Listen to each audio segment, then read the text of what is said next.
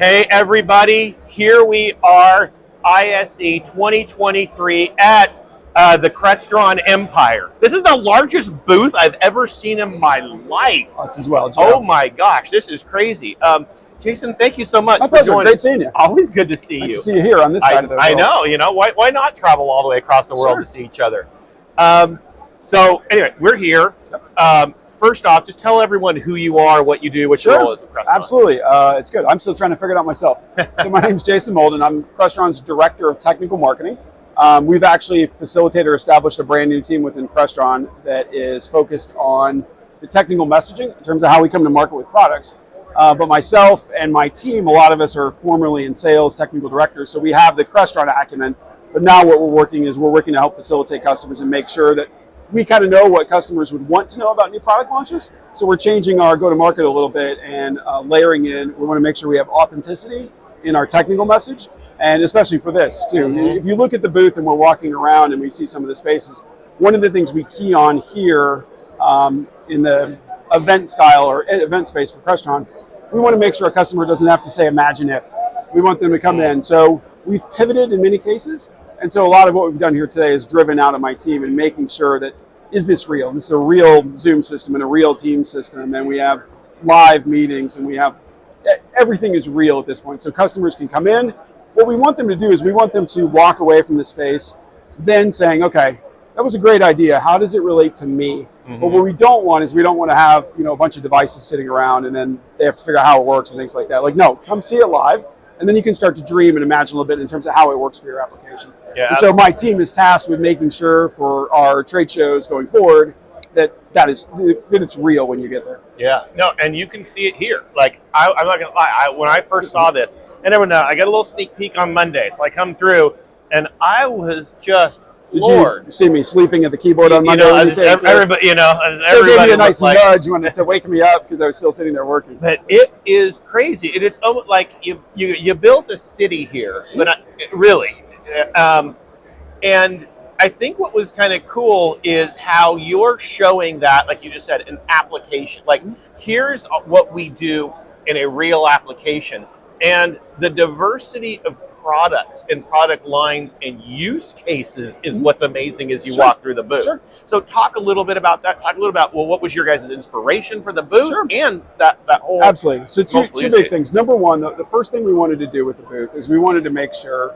that it was all about applications and experiences, right? So as you walk around, even when there's something that's the display, one of the things we did is we have a demonstration of a Microsoft Teams room.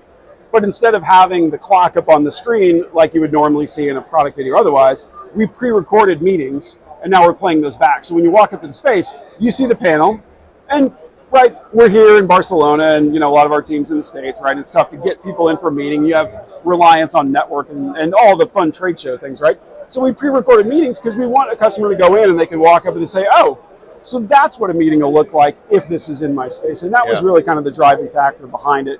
We've also expanded some of our concepts in other spaces. And you made a great point. We've effectively gone to a point where we've stitched some scenarios. We've stitched some products together into new applications. There's a space we have in the booth, which is a wellness area. So we know that our customers are working through their real estate inventory. Do I need this much? Do I need more? Do I need less? But that's going to put a pressure on multi-use spaces. So what we're sitting in is a multi-use classroom. Next door is a multi-use wellness space. So if I have a room in the building and I need to have a retreat area, meditation area, maybe it's a little bit of a gym and things like that, we want to show customers using our technology will allow them to transform those spaces, and it matches what they need to do with real estate, and that's a big key for us. The other part about the booth that we really focused on was just in terms of drawing out opportunities for our customers. And one thing, so behind us, there's I don't know if you can catch it, but there's an application diagram, right?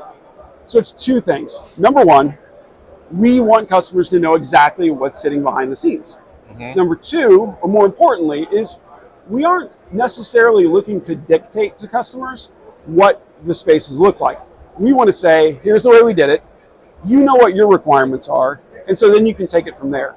The Sightline space, which we'll visit as well, one of the things about Sightline, there's no spec for Sightline. Sightline is a concept to deliver a better experience, but 7 displays, 4 displays, 8 displays. We're building a new sightline space in our New Jersey headquarters.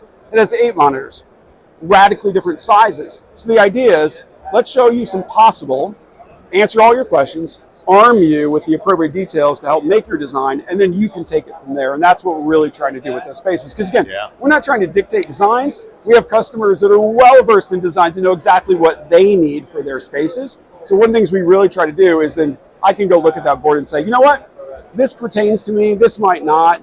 Let me take this segment and I'll use it in my space. And that's really the big goal. Yeah, you know, so what's interesting is the way you say that about the multiple spaces.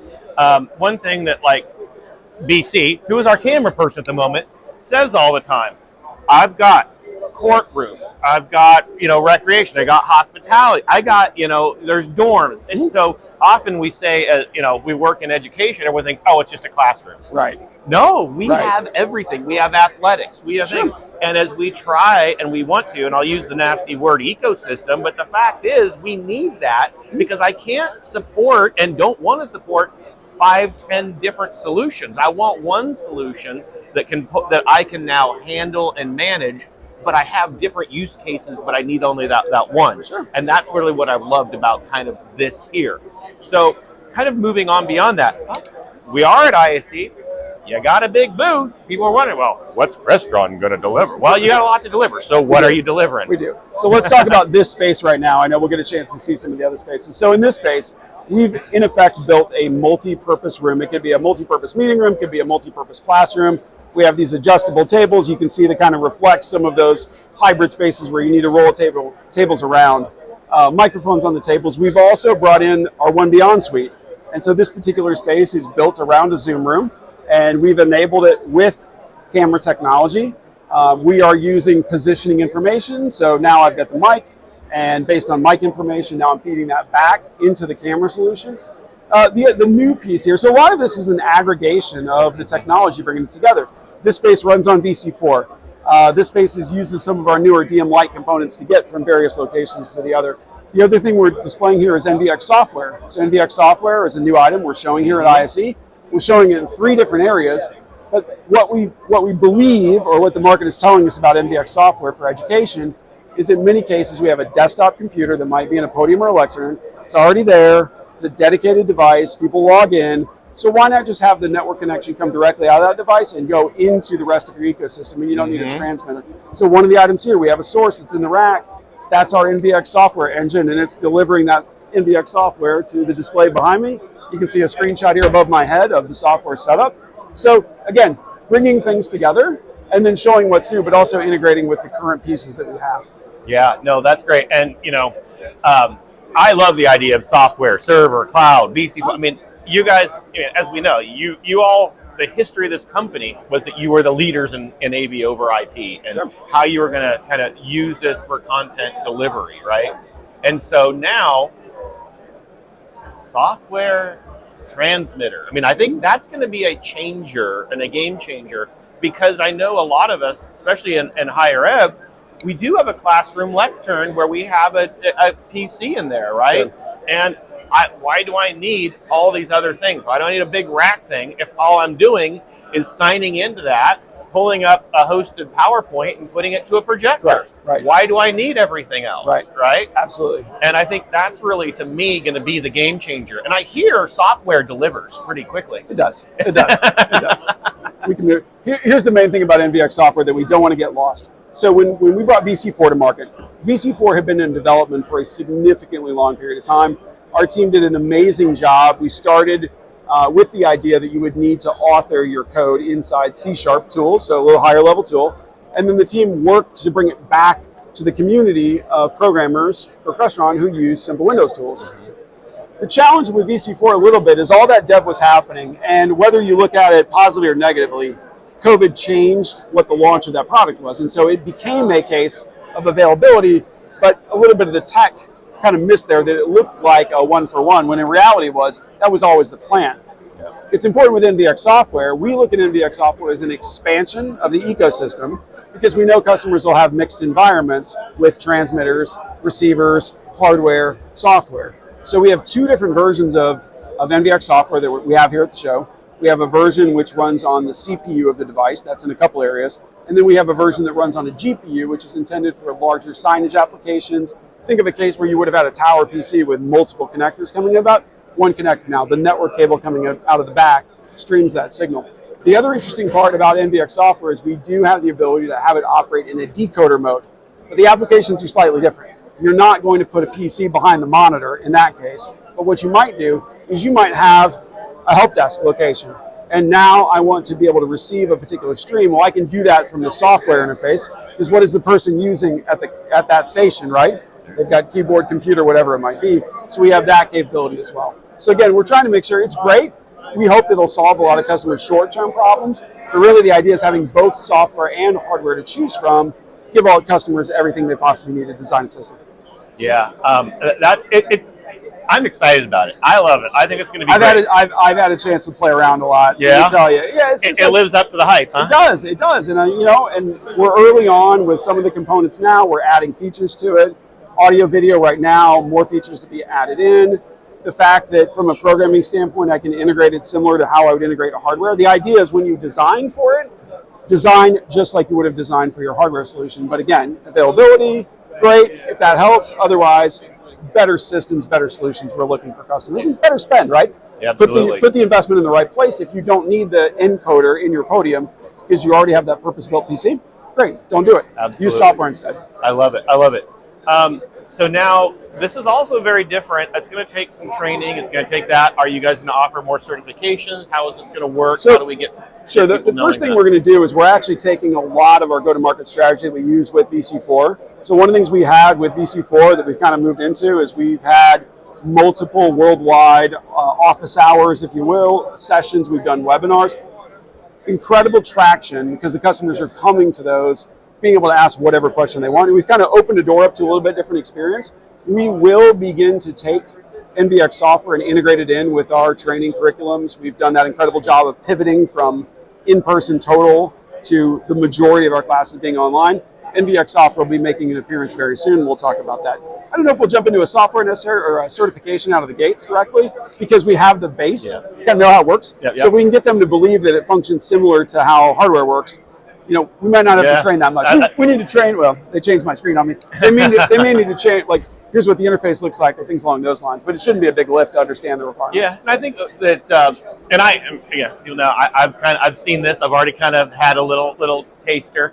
But I think it is different. There's a safety behind a little box, right? There is. So There absolutely is. So, we'll look at that as well in terms of helping customers understand, the network requirements, what you're going to do with the NIC. One of the things I like about NVX software is when you fire it up, and we may get a picture of it later, when you fire up the software, it has a health check.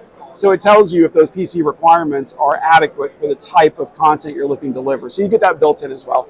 We know that, right, the biggest question about NVX software is what specs do I need? What do I need to be able to build this? And the specs are not significant, but the software also gives you the refresher, and it'll go through and it'll give you a status check when you fire it up, and it'll tell you specifically, okay, you're good with the CPU, you're good with the memory, you're good with the hard drive space, so on and so forth. And so we think that'll also be a helper to reduce that design time potentially for customers as well. Hey, will this run?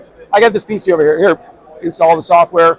We will have a mode, if you will, in NVX software. When you first fire it up, then you'll be able to transmit color bars and a tone, if you will, to be able to test your environments. And then when you go to license, then you'll be able to transmit the desktop. But we'll give enough people an opportunity to take a look at it, test it, put it in the lab, whatever because we know this will take a little bit of traction, right? I need to see this first. We know that'll happen. Yeah, no, that's fantastic. And I guess the other thing that's exciting for a lot of people, Crestron Masters you're coming right out. You're just leaving the booth here. Down the street. You're just going to move it right down the street. Down the street. A little bit. So it's coming to Madrid. We're excited. We actually have two events. We have our second edition of Modern Work Summit, which is fantastic. You always invite amazing people to sit on. You were great last year, by the way. So we'll have to talk about Madrid. Excuse me. No, we're really excited about Masters in Madrid, and the interesting part is there's more interest from the worldwide audience in coming back. We had amazing response when we had the event in Florida in the fall. And so on the back of that, there's plenty of momentum because people want to get back in. And we're trying to, my team is also a little bit involved in this, not too much. Rich Sasson's the master of masters. But one of the things we're trying to make too is we have the right exposure to the product teams that'll be there.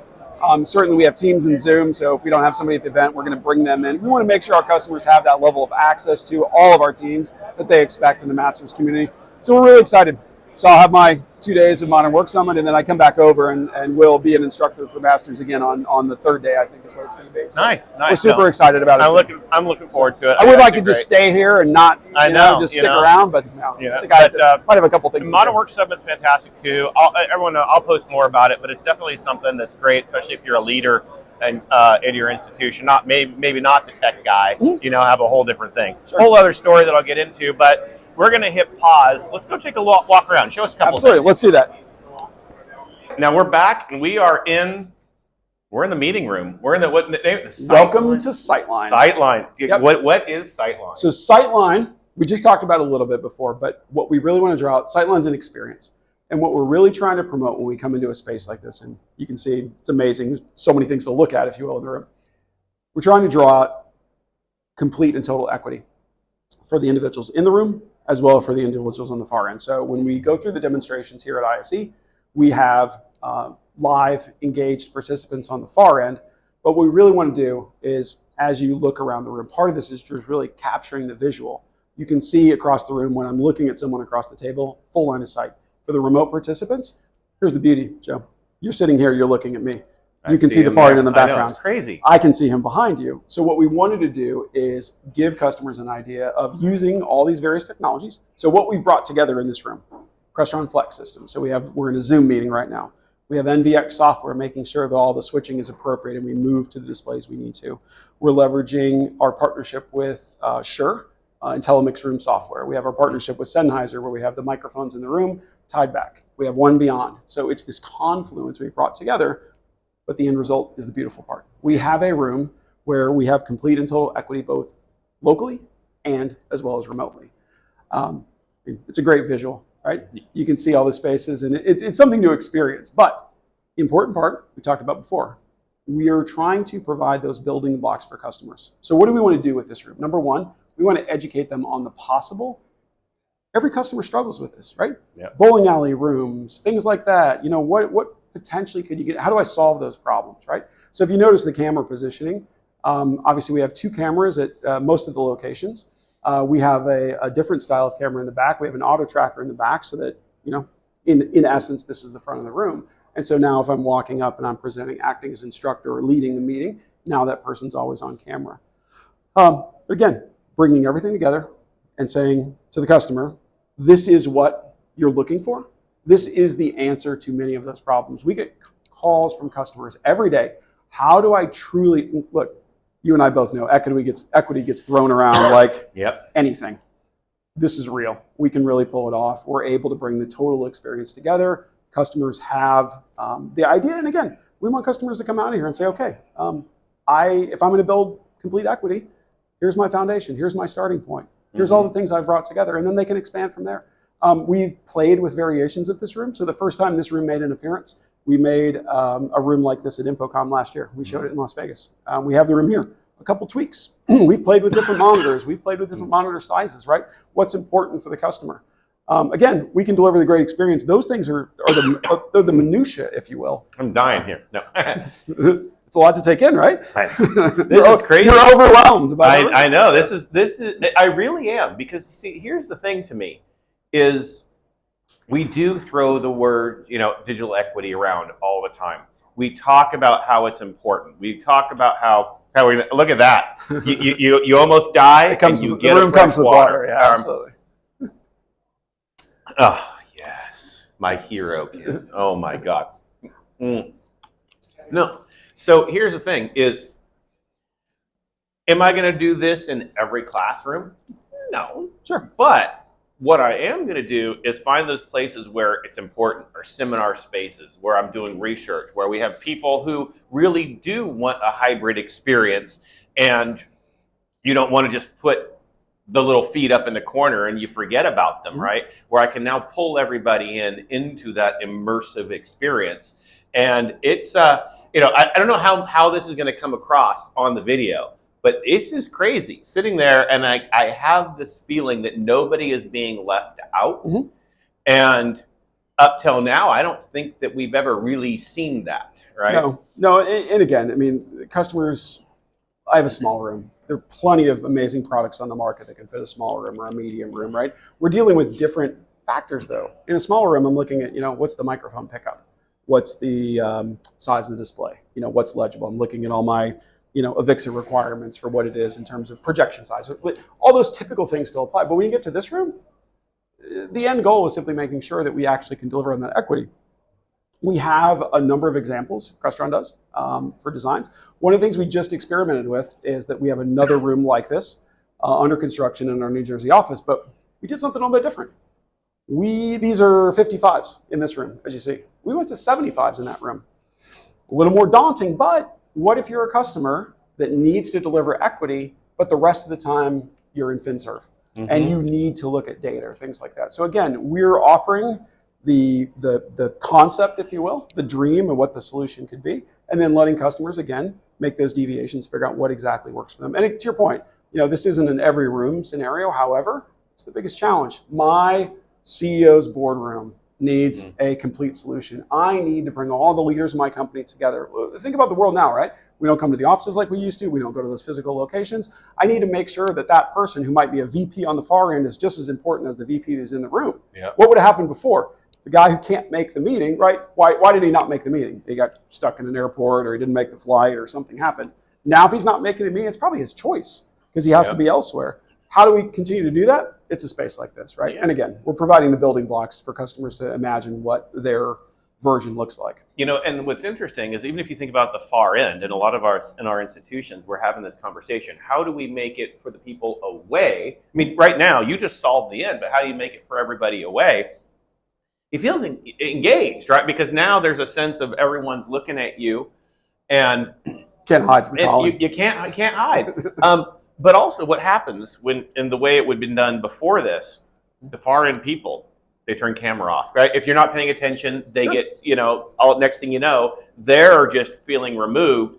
They're now not participating, and those are the things where, as our institutions, we want to support hybrid learning for whatever reason. I mean, we're getting post-COVID-ish, but there's still times now where we want that, and we, if we're global institutions, now I could technically really have tuition-paying students across the globe, right? And I think the big switch is we're now in an age of decisions, right? Before it was an age of necessity, where I couldn't come in because I was worried about coming in, or I was whatever it might be, right? At that point, it was necessity based whether or not you could be there. I couldn't get it. Now it's decisions. Yeah. You know what? I'm more productive if I'm here, here, and here, but I can't miss out on that experience. And again, same thing to your point, right? Yep. Remote student learning, things like that. How do I make sure they're engaged, right? Yeah. And how does the professor in the room how does the professor make sure that the students, don't turn off their camera, they're disengaged? Now I can see who the students are on the far end. I can speak to them. I can address them. I don't have to turn my head. I can look at a camera here and it's going to pick me up. Camera here if I'm looking at this particular content. It's all available to you. Well, and what about a remote faculty member can now really feel engaged? And well, I don't know what's going to happen in the classroom if the professor's not there. Right? Guest speakers, right? Now you can be around and have the... Isn't that the 7-minute rule? If the professor doesn't show up, that the students can leave? Yep. We might have to change that rule with Sightline. So. No, that's great. This is fantastic. I absolutely love it. We're going to now see something else. Sure. Let's move on to the next one. Great. Okay. All right, and here we are, the third stop on the Crestron World Tour of ISC. We brought the tram over this time. Had the golf cart bring us around a little bit. All right, so explain what we're sitting at. What are we doing? So we are behind our command and control station, and so core principles here: NVX technology. And again, we talked before, this is a mix of technology. So in this space, we're leveraging NVX hardware for a lot of our delivery. So if you system behind us effectively is comprised of what you'd normally find in an EOC or an NOC. We have multiple computers. We have some other content. We have some display boards showing real-time graphics, updates, all the same things you might find in those cases. So we have interface here at the station. And what we're doing is a number of different things. Number one, reminding customers of the KVM capabilities of NVX. The display behind us is by Smart Technologies. You're asking, okay, why is there a Smart display in the Crestron booth? Smart's working with Crestron, and so we'll have their displays in the XIO cloud as native devices soon. Wow. So that's a great reason to have it here, but more importantly, the KVM component. Because a lot of times when we think KVM, we think about keyboard and mouse only. We don't think about integrating touch. So with NVX, we have a couple different ways we can do KVM. We have the option where you can have a point-to-point connection, but we also have multi-point, where we could take multiple entries from different interfaces back to the same compute. So the way we have it set up here is you can go through, make your selection of the computer, route it here. I'm the operator of the keyboard, and now I can also annotate at the same time over the screen and drive it back to the PC. So another potential higher edit application where we want to bring that in. So we're highlighting that. NVX software is running on a CPU at this location, so we have that capability. In this case, we're using it in code in some cases. This is also a station where we're using the decode capability. So now I'm at that station, and again, this would be a great application. Multiple sources, I'm at a workstation, I want to take a look and see what's happening, but I'm going to do it on my console or on my desktop. I can do that. I don't need to fire up or have a separate display with other hardware to be able to do that. So I get that monitoring. The other thing we're showing here, and maybe might be an exclusive, is that we are it's a little bit of an Easter egg for the show. We are showcasing a development project we're currently working on, which is referred to as multi-view for NVX.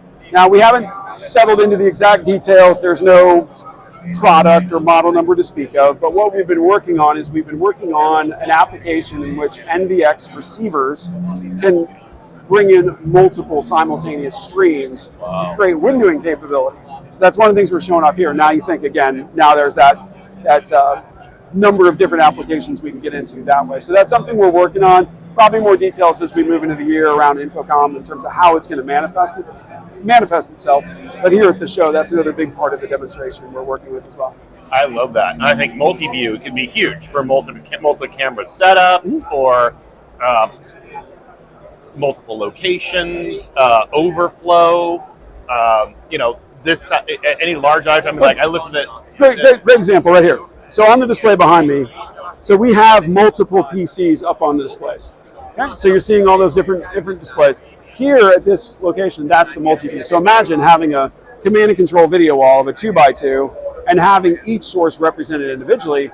But I want to see that preview, but I don't want to have another video wall application. How do I bring it together? That's how we do it. So the NVX unit here that we're running with the station has been highly modified to be able to run multi-view for the show. And so now we're showing it off here as well. So again, we want to remind customers, NVX has been out for years and we continue to innovate against the platform. We've brought new features to devices that shipped multiple years ago. It's just another concept of it. We're looking to, again, expand the ecosystem. So here at the show, obviously NVX software. And then again, no model numbers to speak of yet. It'll happen in time, but showing customers or giving them the kind of the peak in terms of what our development teams have been working on. I love it. Integrates XIO Cloud, all that stuff. How are we doing with all of that? Yeah, it'll be there in the same way. So the NVX software will integrate to XIO Cloud. Again, it's on the roadmap. Our first launch is the audio video delivery, and then we're going to continue to layer on the features like we normally do. And then once we get to the point where we've made a decision on how multi-view will manifest itself in hardware, then at that point we'll, of course, bring that solution to market. So it's pretty stable. I've been sitting here at the show for the last couple of days and been really impressed with what the team has done. The interesting point about multi-view isn't that feature, though. The interesting point about multi-view is we're entering an era potentially for NVX where we're talking about multiple streams coming out of one transmitter. Because in this case, I don't need to send that full stream to the device, based on the res and everything else that's happening. So what it's angling towards and what's most exciting to me about multi-view isn't that. That's great.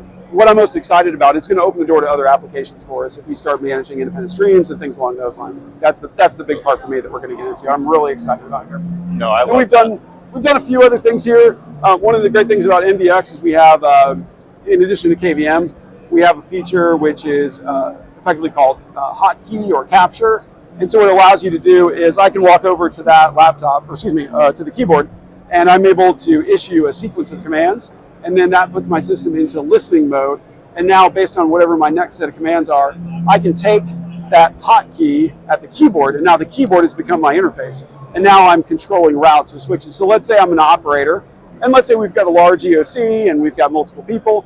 At every station, they can be part of the NVX ecosystem, but I don't need to give them a touchscreen or a display. They can simply use their keyboard switches, and that's their user interface now. So there's all kinds of things like that we can do as well with it. Again, it's, as we moved on with NVX, we continue to layer and layer features. And sometimes, maybe one of the features gets lost somewhere, but it's a great reminder to show what we continue to add into the product. And that really is the thing. And I want to give, kudos to you as a company, taking this and just continuing to innovate, right? And continuing to find ways that you can not just improve your own product, but make things better for us.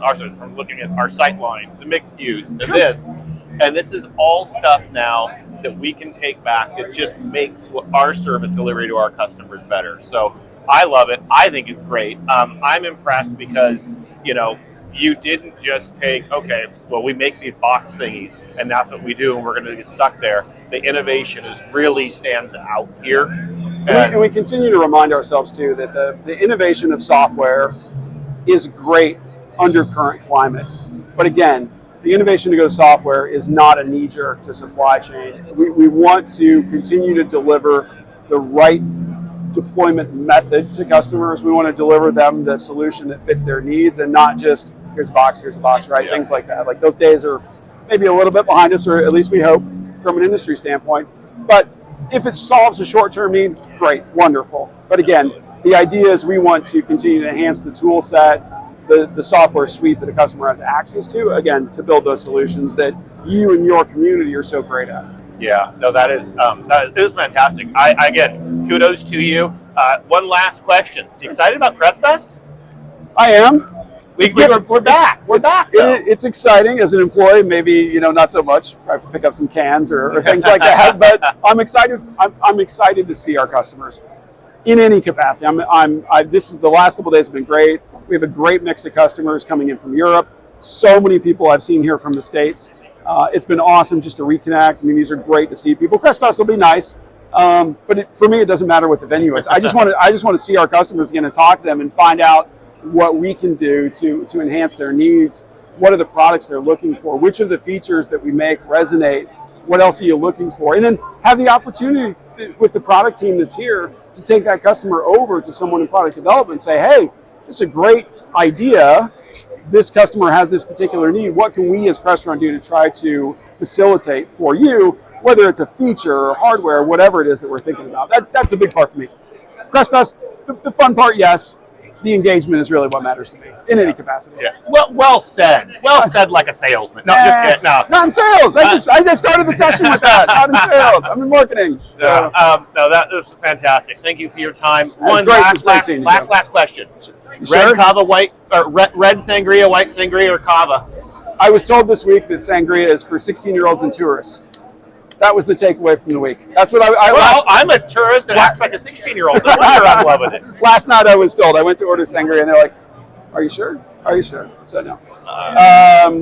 I've sampled the local cuisines and the local drinks. Maybe some nights more than others, but we're having a great time here. And again, it's just great to be here in person. Absolutely. Hey, thank you so much. Thanks so much, Joe. Great to see you.